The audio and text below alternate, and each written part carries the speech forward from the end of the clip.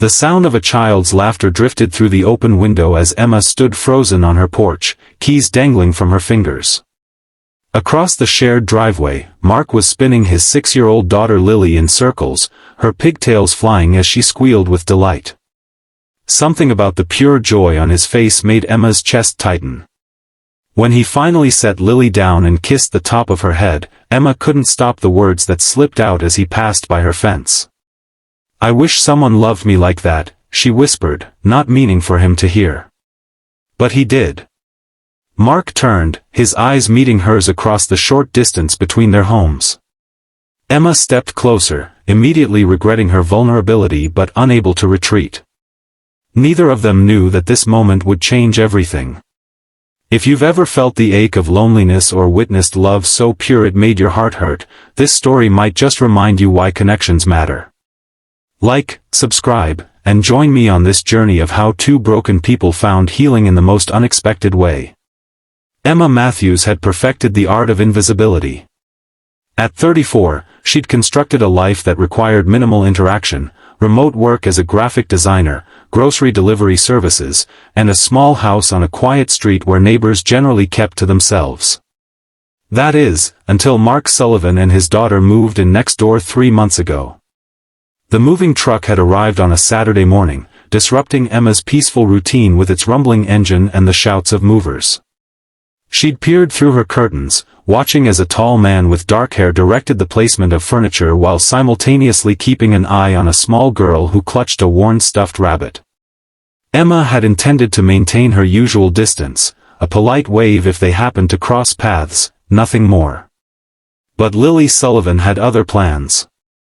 It started with a ball that sailed over the fence and landed among Emma's carefully tended hydrangeas. Then came the little face peering through the slats, followed by a timid knock on her back door. "I'm sorry about your flowers," Lily had said, her front tooth missing and her eyes wide with sincerity.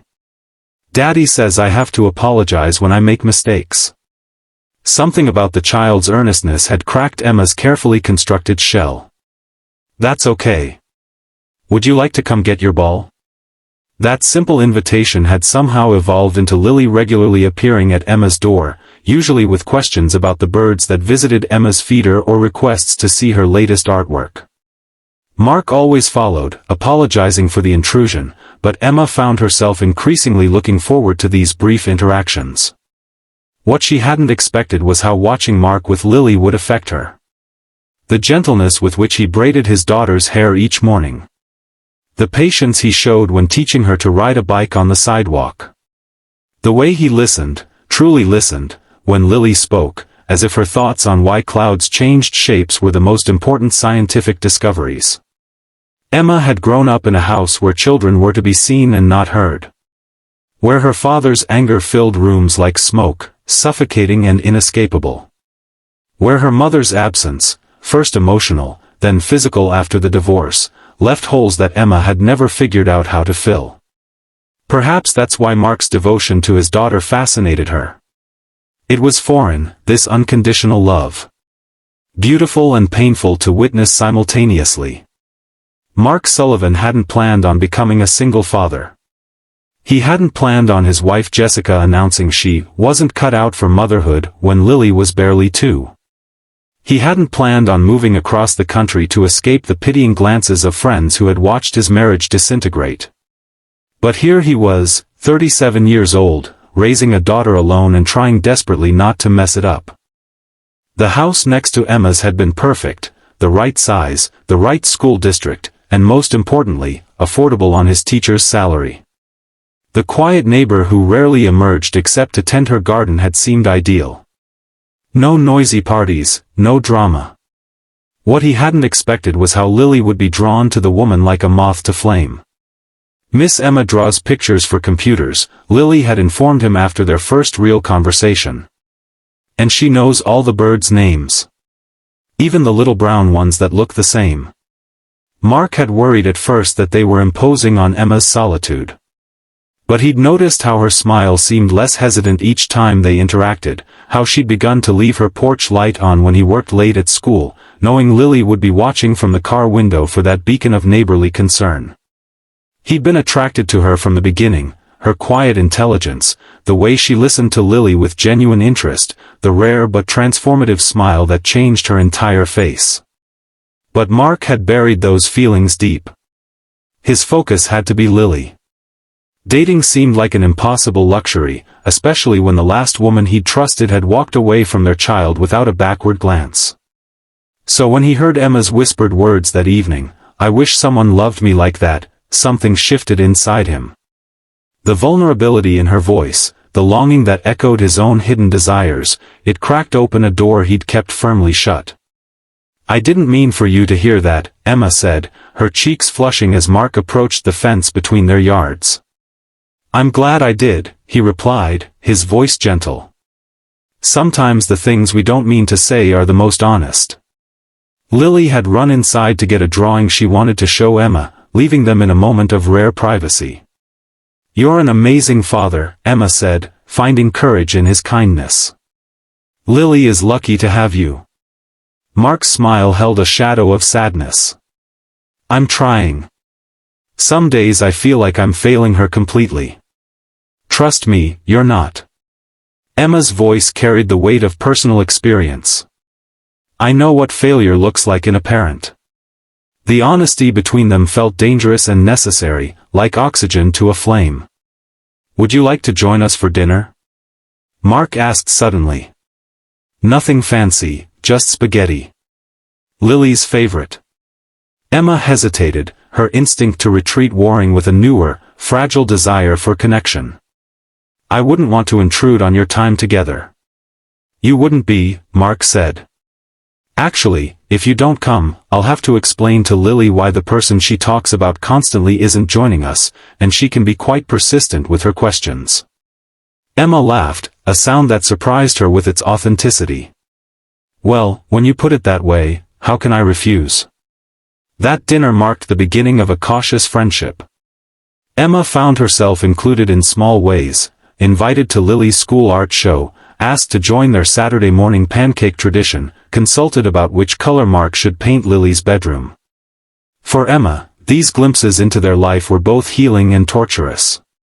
She loved being part of their world but feared becoming too attached to something that wasn't truly hers. She'd learned early that love was conditional, temporary. People left. It was safer to keep her distance. Mark struggled with his own fears. His attraction to Emma grew with each interaction, but the memory of Jessica's departure haunted him.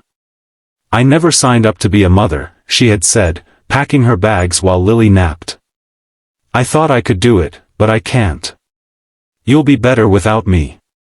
How could he risk bringing someone else into Lily's life who might decide to leave? How could he trust his own judgment again? The turning point came on a rainy Tuesday in October, 4 months after Emma's whispered confession. Mark called, his voice tight with stress. "Emma, I hate to ask, but there's an emergency faculty meeting, and my regular sitter is sick. Could you possibly watch Lily for a couple of hours? She's already had dinner, and it would just be until bedtime." Emma agreed without hesitation, even as anxiety fluttered in her stomach. She'd never been solely responsible for Lily before. The evening passed in a blur of board games, stories, and Lily's endless questions. When it came time for bed, Emma faltered. "Do you know my bedtime routine?" Lily asked, already in her pajamas. "I don't," Emma admitted. "Can you teach me?" Lily nodded solemnly. "First, Daddy checks under the bed for monsters. Then we read one story, I get to pick. Then he does the special hug and the special words." Emma dutifully checked under the bed, read Where the Wild Things Are, complete with monster voices that made Lily giggle, and then paused. "What's the special hug and special words?" Lily demonstrated, wrapping her small arms around Emma's neck and squeezing tight. "The words are, I love you bigger than the sky, deeper than the ocean, and longer than forever." Emma's throat tightened as she repeated the words, holding Lily close and breathing in the scent of her strawberry shampoo. "Daddy says Mommy didn't know how to love me right," Lily whispered as Emma tucked the blanket around her. "But that's okay because some people have to learn how to love." Do you know how to love, Miss Emma? The innocent question pierced Emma's heart. I'm learning, she answered honestly. I think maybe you're teaching me. When Mark returned home, he found Emma sitting on the couch, tears streaming silently down her face. What happened? Is Lily okay? He asked, alarmed. She's perfect, Emma said, wiping her cheeks. She's absolutely perfect, and you've given her something I never had, security in being loved. Mark sat beside her, close enough that their shoulders touched. Emma, what happened to you? The question broke the dam. Years of carefully contained pain spilled out as Emma told him about her father's rage, her mother's abandonment, the foster homes where she'd learned to make herself small and undemanding. I stopped believing anyone could really love me, she confessed. I stopped believing I deserved it.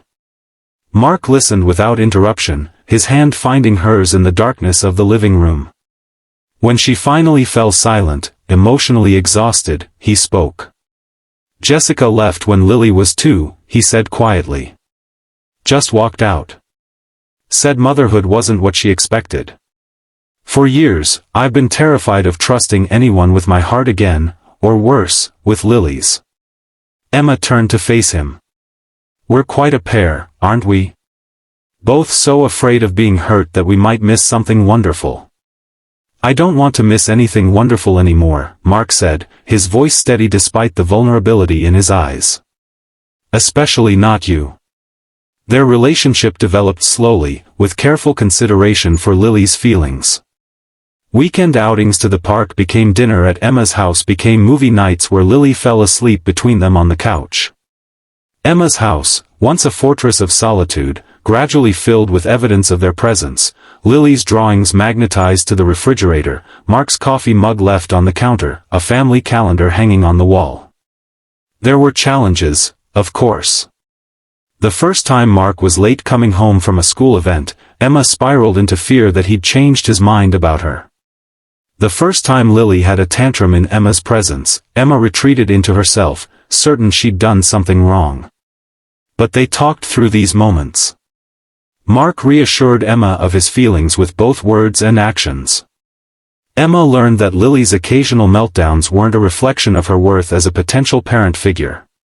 6 months into their relationship, as they prepared for Lily's 7th birthday party, Mark found Emma staring at the elaborate butterfly cake she'd spent hours decorating. She's going to love it, he said, wrapping his arms around Emma from behind. I hope so, Emma replied, leaning back against his chest. I've never done this before, been important to a child. You're important to both of us, Mark said, turning her to face him. I love you, Emma. I think I have since you first let Lily drag you over to identify those little brown birds in your garden. Emma's smile was radiant despite the tears gathering in her eyes. I love you too. Both of you. More than I ever thought possible. The birthday party was a success, a backyard full of 7-year-olds, butterfly decorations, and parents from Lily's class whom Emma was slowly getting to know. As the last guest departed, Lily approached Emma with a serious expression. Miss Emma, I have a question. What is it, sweetheart? Emma knelt to Lily's level, brushing a strand of hair from the child's face. If you marry my daddy, would you be my mommy? Emma's heart stuttered as she glanced up at Mark, who looked equally surprised by the direct question. Well, Emma said carefully, if your daddy and I ever got married, I wouldn't replace your birth mother. But I would love to be your second mom, if that would be okay with you. Lily considered this, her brow furrowed in concentration. I think that would be okay. Because you already know how to love me right. Later that night, after Lily was asleep, Mark pulled a small box from his pocket as they sat on Emma's porch swing. I wasn't planning to do this today, he said, his voice unsteady. I had a whole speech prepared for next weekend when my mother was going to watch Lily. But hearing you with her today, seeing how naturally you've become part of our lives. I don't want to wait. He opened the box to reveal a simple solitaire diamond. Emma Matthews, would you do me the honor of becoming my wife and Lily's second mom? Emma's hands trembled as she touched the ring. Are you sure? Really sure? Because I've never done this before, been part of a family. I've never been more sure of anything, Mark said. We can learn together. That's what families do. Then yes, Emma whispered, tears spilling onto her cheeks. Yes to both of you. 1 year later, Emma stood in the backyard that now connected both their houses, the fence long removed, watching as Mark chased Lily through the sprinkler. Their wedding had been small, just family and close friends in this very yard. Emma had officially adopted Lily 6 months later, a day that still brought tears to her eyes when she remembered Lily proudly announcing to her class that she now had a forever mom. As Mark caught Lily and spun her around, their laughter echoing in the summer air, Emma placed a hand on her slightly rounded stomach, where their second child was growing. The journey from lonely neighbor to wife and mother still amazed her daily. Mark set Lily down and jogged over to Emma, his t-shirt soaked and his smile radiant. What are you thinking about over here, all by yourself? Emma smiled, taking his hand and placing it beside hers on her belly. I was thinking about that evening when I whispered that I wished someone would love me the way you love Lily. How I never imagined that someone would love me the way you do, or that I would learn to love myself enough to accept it. Mark pulled her close, pressing a kiss to her forehead. That whisper changed everything. It did, Emma agreed, watching as Lily carefully arranged her dolls for a tea party on the lawn. It taught me that sometimes the bravest thing we can do is admit what we want, even if we're afraid we'll never have it. As the sun began to set, casting golden light across their shared yard, Emma reflected on the journey that had brought her here. From a woman who had perfected invisibility to someone who stood firmly in the light of being loved. From a neighbor watching from the sidelines to the center of a family that grew stronger each day. Sometimes the deepest wounds can be healed by the simplest connections. Sometimes a whispered wish can be the first step toward a life you never dared to imagine. And sometimes, when you least expect it, love finds you, not just any love, but the kind that sees all your broken pieces and cherishes them as part of your whole. For Emma, Mark, and Lily, that whispered confession had been just the beginning of their story. A story that continued to unfold with each passing day, built on honesty, patience, and the courage to step closer when every instinct screams to run away. As Lily called them over to join her tea party, Emma and Mark exchanged a look of profound gratitude for the family they had created together, a family bound not by obligation or blood, but by choice. By love. By the daily decision to step closer rather than pull away. And in that moment, Emma knew with absolute certainty that she was exactly where she belonged.